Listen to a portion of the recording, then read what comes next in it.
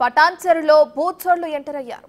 కోట్ల రూపాయలు విలువ చేసే స్థలంలోకి చొరపడ్డారు. అక్కడున్న వాచ్మెన్ కుటుంబాలను బెదిరించి దాడి చేశారు.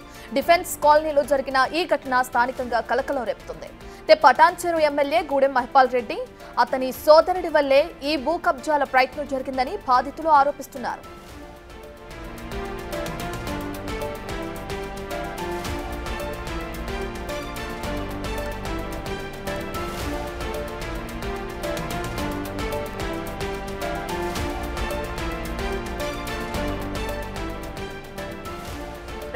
పటాన్చెరులో భూ కబ్జాలకి సంబంధించి ఆరోపణలు వస్తున్నాయి. దానికి సంబంధించిన విజువల్స్ మనం టీవీ స్క్రీన్ పైన చూస్తున్నాం.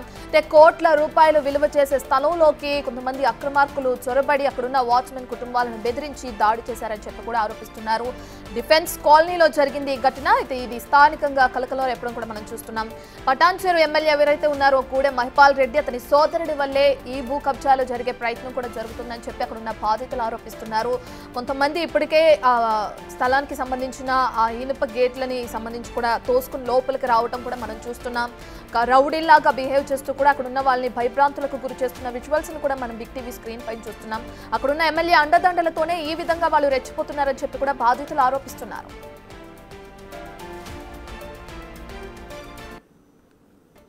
ఈ భూ కబ్జాకి సంబంధించిన పూర్తి డీటెయిల్స్ అందించడానికి మా ప్రతినిధి దుర్గారెడ్డి అందుబాటులో ఉన్నారు. రైట్ దుర్గారెడ్డి, డిఫెన్స్ కాలనీలో జరిగిన భూ కబ్జాకు సంబంధించిన డీటెయిల్స్ ఏంటి?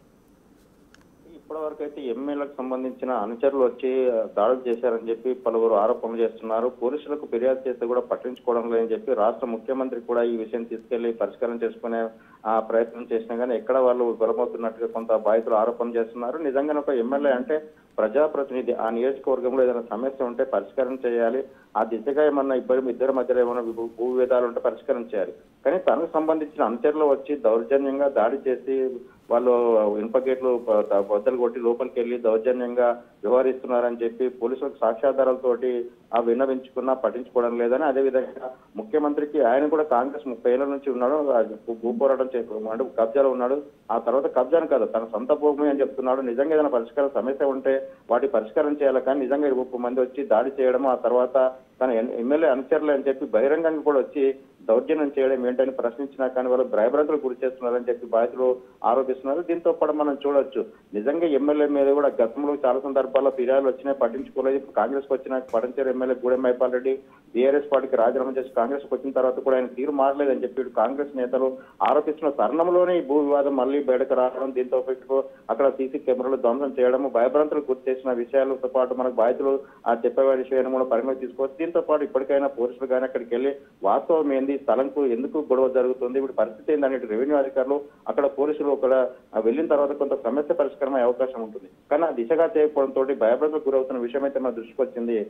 ప్రస్తుతం రైట్ దుర్గారెడ్డి, అయితే అక్కడున్న ఎమ్మెల్యే వల్లే ఈ విధంగా జరుగుతుందని చెప్తున్నారు. అయితే తనపై వచ్చిన ఆరోపణలపై మరి ఎమ్మెల్యే మహిపాల్ రెడ్డి ఏమంటున్నారు?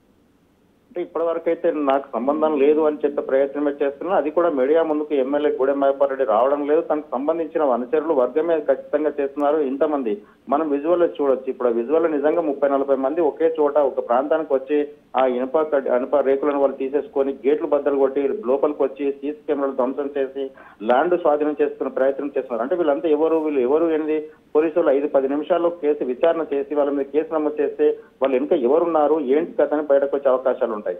నిజంగా భూమాఫియా, భూకు సంబంధించిన ల్యాండ్ సంబంధించిన గొడవలు మాత్రం పటాన్చెరు నియోజకవర్గంలో రోజు జరుగుతున్నాయి. దీంట్లో ప్రధానంగా ఎమ్మెల్యేకి సంబంధించిన అనుచరులు ఎమ్మెల్యే పొద్దుబలంతో జరుగుతున్నాయని చెప్పి ప్రధానంగా వివరాలు మనకు ఆరోపణలతో పాటు బాధితులు ఆరోపించిన విషయం తెలుస్తుంది. దీంతో పాటు ఇక్కడికి మాత్రము ఆ ఎమ్మెల్యే కాకుండా ఎమ్మెల్యే అనుచరులు, వాళ్ళ తమ్ములు, వాళ్ళ బంధువులంతా కూడా అక్కడ భయభ్రాంతులకు గురి చేస్తున్నారని చెప్పి దౌర్జన్యంగా కొనసాగుతుందని చెప్పి ఆరోపిస్తున్న విషయం అవుతుంది. దీనిపై ఎమ్మెల్యే ఇప్పటివరకు అయితే ఎప్పుడు కూడా మీడియా ముందుకు రాలేదు.